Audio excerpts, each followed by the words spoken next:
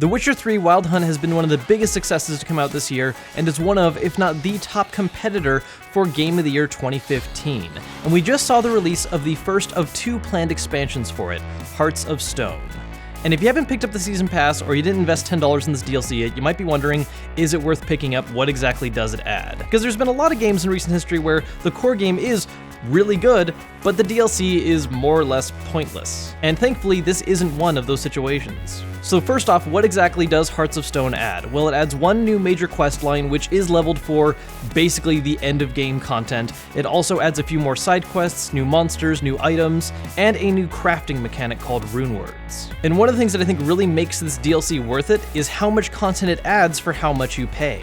You know, there's a lot of other DLC out there that costs $15 and maybe adds 6 hours of content, 7 if you're pushing it. Whereas Hearts of Stone costs $10 and it'll easily last you at least 6 if you're just rushing through the main plot, but if you take time doing all the quests it adds as well as trying out the new mechanic, it's easily worth 10 hours. And it's not just a matter of quantity, but also quality, because the story that Hearts of Stone adds is really damn good. In fact, it's my favorite quest line so far, beating out everything that we've seen in the base game.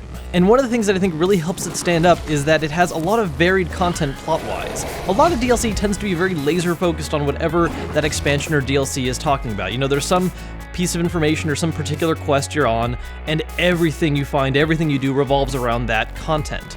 In this case, though, it works a lot more like the core story of Witcher 3, where there is an overarching plot you're trying to accomplish, but along the way, there's also a lot of different side plots you'll be involved in that all kind of tie together really well. It also helps that while this expansion doesn't add any new full areas to explore, it does re-detail some areas with more things that weren't there before, and makes use of a lot of stuff that was already in the game, but didn't necessarily serve a purpose yet. And with how expansive The Witcher 3's world is, it's a pretty seamless integration. Now, new quest lines and story are not the only things that this expansion adds. There's also one new mechanic, which are Rune Words. Now, runes already exist in the game where you could just take different runes, put them in sockets on your weapons or armor to get some kind of special effect, like increasing the effect of one of your spells. Rune Words, on the other hand, build upon that mechanic by giving you a way to gain more unique effects by using a specific set of 3 runes. And these are a lot of effects that weren't previously available in the game and stand out as a little more interesting.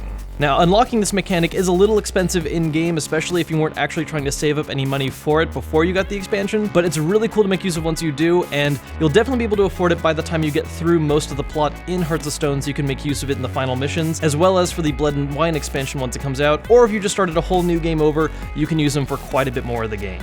So if you have Witcher 3 but you haven't invested in the DLC yet, change that right now because it is excellent. And if this is any indication of what we can expect for the second expansion, Blood and Wine, which is planned to be even larger, then it's pretty much just worth jumping the gun and investing in the Season Pass instead. So those are my thoughts on the Hearts of Stone expansion for The Witcher 3. If for some reason you haven't picked up the core game yet and you want to, I do have it linked down below in the description. As always, guys, thank you so much for watching the video. If you enjoyed it, hit that thumbs up button and make sure to subscribe if you haven't, and I'll see you guys later.